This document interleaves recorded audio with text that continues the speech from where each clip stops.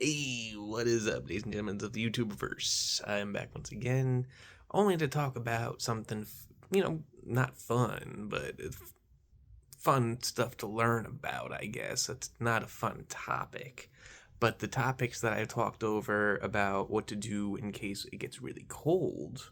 Today, I'm gonna do what you're gonna do if it gets really hot. And I'm right here with my buddy Rorschach. He's sitting on my lap being adorables. Hey, buddy. I know. Hello. We're about to go over some stuff. We're going to go over some things about what to do when it gets really hot and you lose power over the heat. Because that is the thing, just like when it gets too cold and you lose power. If it gets too hot from the heat, you lose power. So that can happen, just like breakers can go boom from cold, they can melt out from hot. And when that happens, it's hard to have things like generators and stuff running to get you power. So, some fun tricks to help you out when it gets hot out and you don't have power. Now, when it comes to days and days on end, this will be something that you probably have to consider going to a different area altogether for. Maybe a shelter or something, kind of a deal.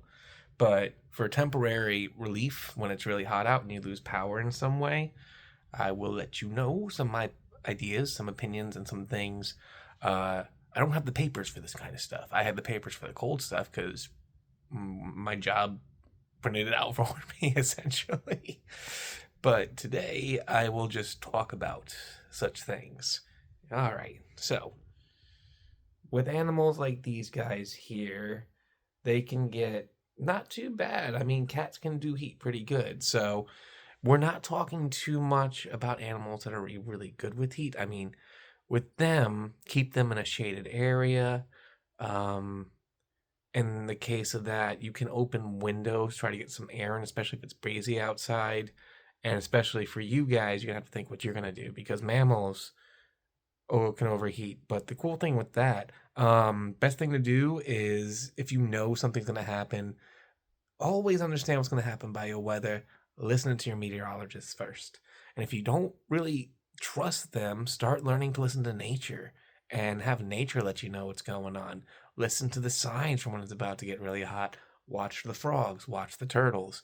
They're going to be different based on where you are in the world. So, most of the time, if you see animals, especially reptiles, becoming especially active and increase in bugs, and you can almost, if you can smell, you can almost smell the water and stuff in the air and stuff, high humidity and stuff. And in some places it's just dry heat, but places where it's dry heat, they have technology and stuff and ways to probably keep their stuff from overheating.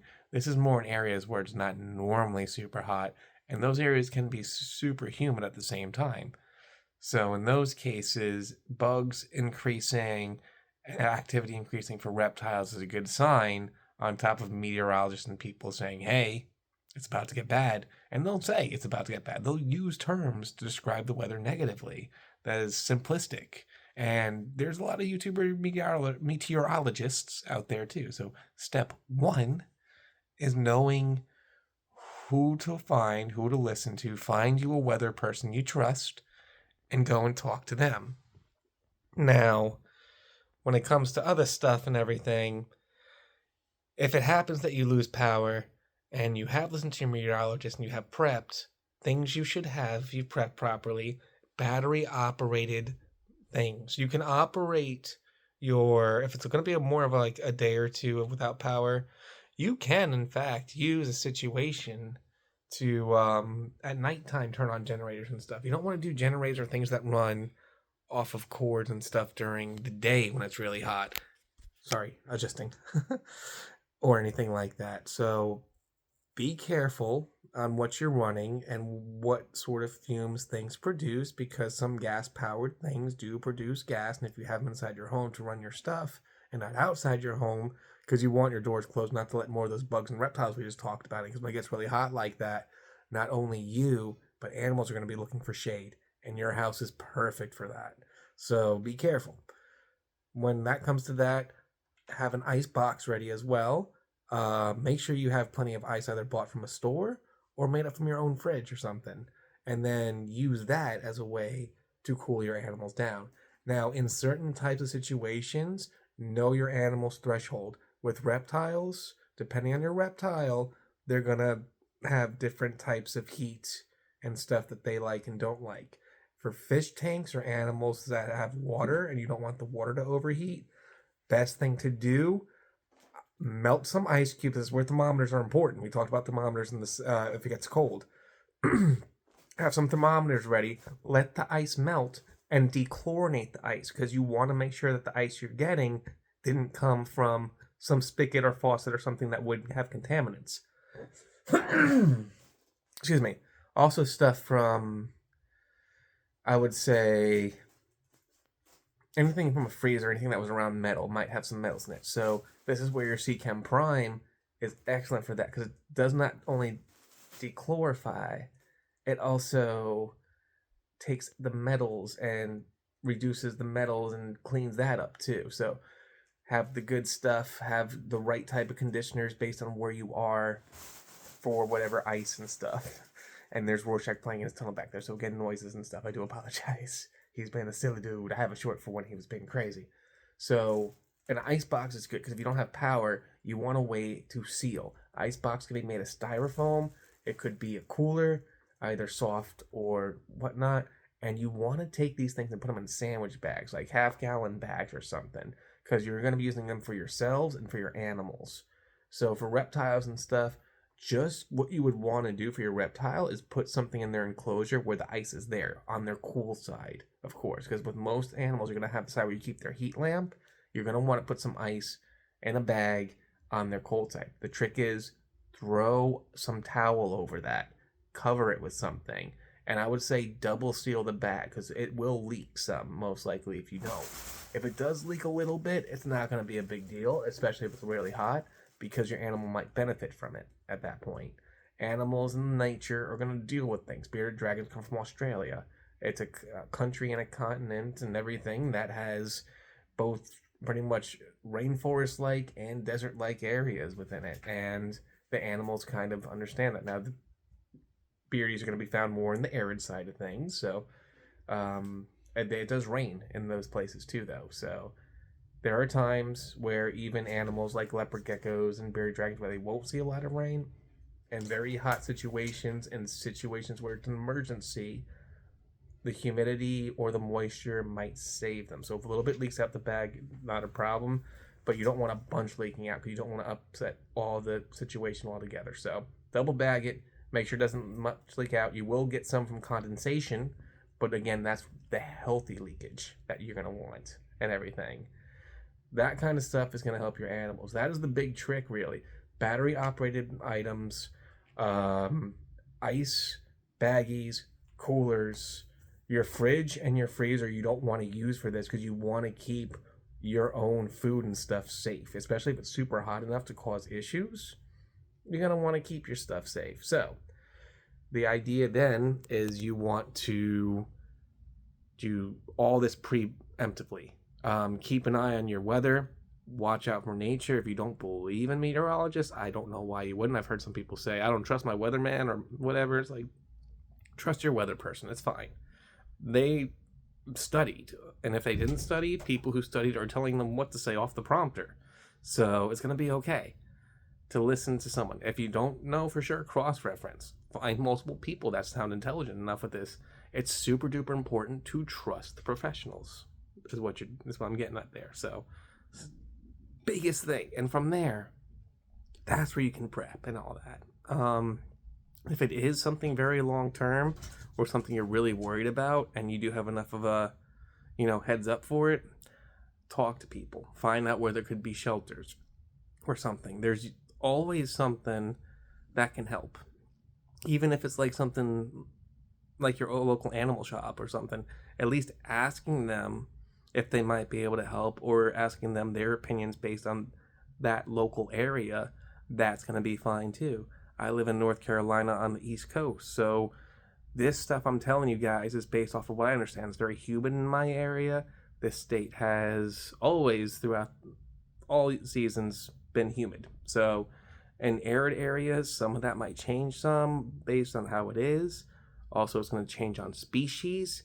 Some species are okay with hot, like your leopard geckos and bearded dragons are not going to need as much care.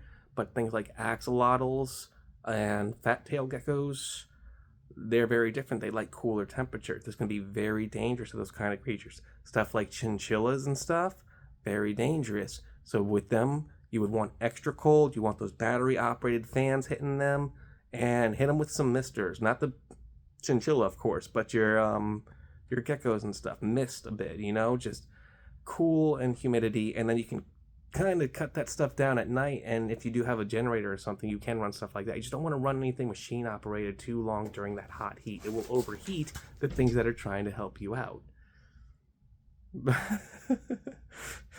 Rorschach's just having a grand old time while I'm talking out here. Yeah, well, Bugaboo's being a bugaboo and playing around, and I'm talking to you guys about that. I hope this helps, and I would love in the comments. He's moving so fast I can't track that little guy. If you have any other ideas in the comments or anything about what to do when it's really hot, please let me know. Of course, for any situation, no matter what you have, want to make sure you have food and water. Obviously, if you think it's going to be really hot, you want to stock up on things that don't need to be refrigerated and stuff that won't really melt in the heat. So again, this is up to your palate. People have certain types of things they can and can't eat, whether it's by choice or by allergy. So these are things you would have to consider yourself as well. But this video here is to just inspire you guys to think about such.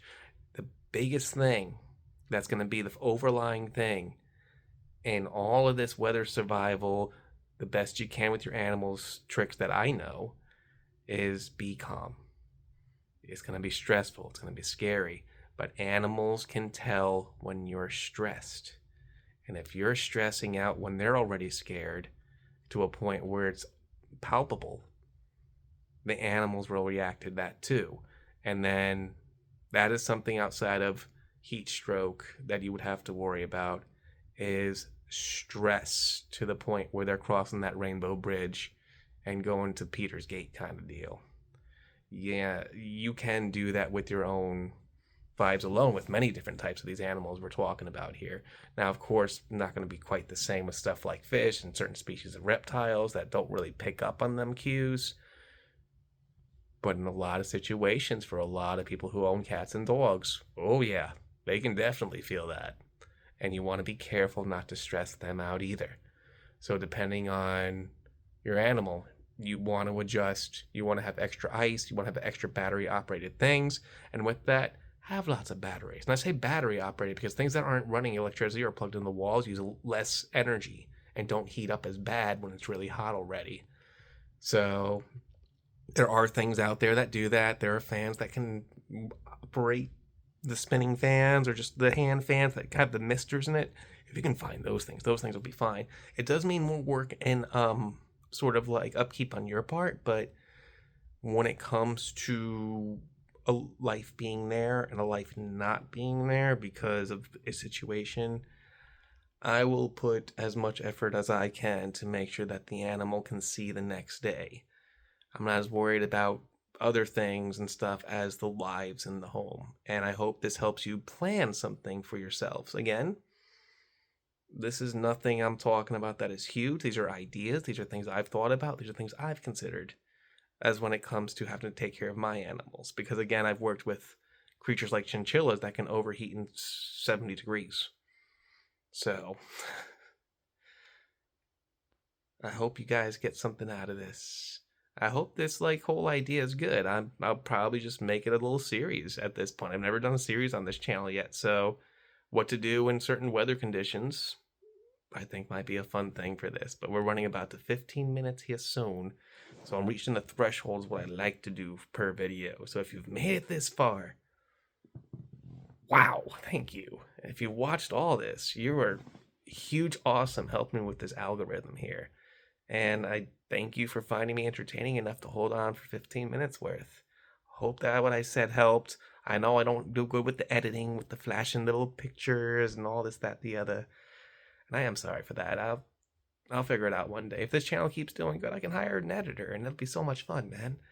I'm all big into the animation and fun stuff, you know? But like I said, 15 minutes, I'm going to get going. Y'all have a good one. Peace out.